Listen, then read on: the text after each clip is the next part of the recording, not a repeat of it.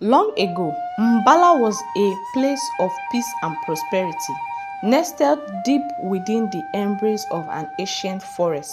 The people of Bala had everything they could ever want: fertile land, bountiful crops, and bushmeat that roamed freely through the woods. Their chief, Okechukwu, was wise and fair. Beloved by all, he led his people with kindness. But he knew something others did not, which is the secret to Mbala's success. Okechukwu had made a pact with a powerful spirit that dwelled in the heart of the forest. This spirit, known as Daka, was as old as the trees themselves, and her power was immeasurable. Okechukwu had struck a deal with her when he first became chief, offering her yearly sacrifices in exchange for the village's protection and wealth. But these were not the sacrifice of life, no. Daka demanded offspring of respect, fruits, flowers, and songs sung in her honor. It was a peaceful agreement, one that kept balance between the world of men and the spirits. But not everyone was satisfied with the way things were. Okechukwu's brother Abasi was a man driven by greed. Jealousy burned within him, for while his brother sat on the throne and basked in the people's love, Abasi felt forgotten, overshadowed. He believed that he should be the one to rule, that he should be the one to command the village respect. And so he began to plot. Abasi knew of the pact his brother had made with Daka. He had heard the stories passed down from their ancestors about the forest spirit's power, but he didn't fear her. No, Abasi saw the spirit as a tool, something he could use to take what he believed was rightfully his. One night, under the cover of darkness, Abasi ventured into the forest alone. He carried with him not the usual offering, but a different kind of gift, a sharp blade, forged in secret. As he approached the sacred grove where Daka resided, he called out to her, his voice trembling, not with fear, but with ambition.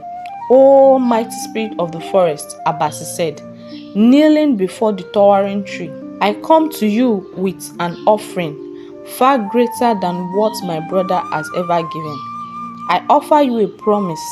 Make me chief, and I will give you whatever you desire. No more flowers, no more song, I will give you blood." Daka appeared before him, her form shifting between that of a beautiful woman and a fearsome creature of the forest. Her eyes glowed like embers, and her voice echoed like the rustling leaf. "You would break the pact that has stood for generations. Human," she asked, "do you not know the consequence?" But Abasi was blinded by his greed. "I care not for pacts or consequences," he replied. "Give me what I want, and I will serve you in the ways my brother never could." The spirit watched for a moment, her gaze piercing through his very soul, and then she smiled a cold, cruel smile. "Very well," he said. "You will have what you desire, but remember this, mortal. Once the pact is broken, it cannot be mended." Abasi returned to the village that night. Filled with triumph, he knew that his brother's days were numbered. And sure enough, the next morning, Okechukwu fell ill, struck down by a mysterious sickness. Within days, he was dead, and Abasi took the throne, proclaiming himself the new chief. But the villagers knew something was wrong. The crops began to wither, the animals fled the forest, and the once clear skies darkened with ominous cloud. The people of Bala whispered amongst themselves, fearful of the growing shadow that seemed to hang over their home.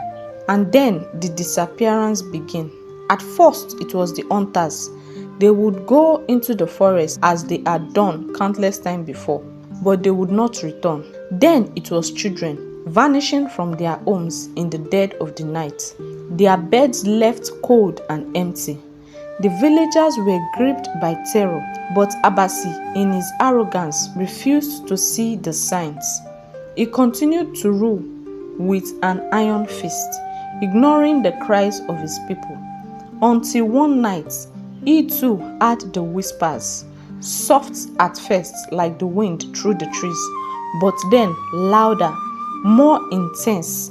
The voice of those who had been taken called out to him, accusing him of his betrayal.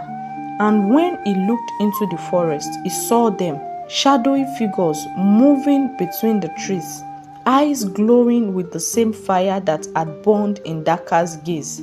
The curse had come for him. In desperation, Abasi fled into the forest, hoping to beg the spirit for mercy. But when he reached the sacred grove, Daka was waiting for him, her form now fully transformed into a monstrous figure, twisted and terrible. "You have broken the pact," she said, her voice echoing with fury of the forest. "Now you and your village will pay the price."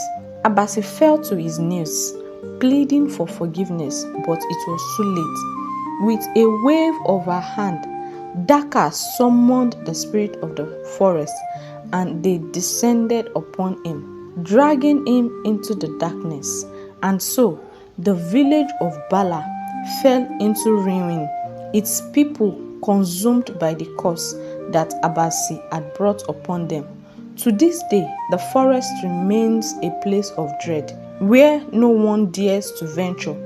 Some say that one quiet night you can still hear the cries of those who were taken. Their voice cried on the wind, a reminder of the terrible cost of betrayal. So remember this tale and remember it well. For when you break a pact with the spirit, there is no escape from the curse that follows. Thank you for watching my video today. Kindly subscribe to this channel, like this video, and I'm going to see you in my next video. Thank you.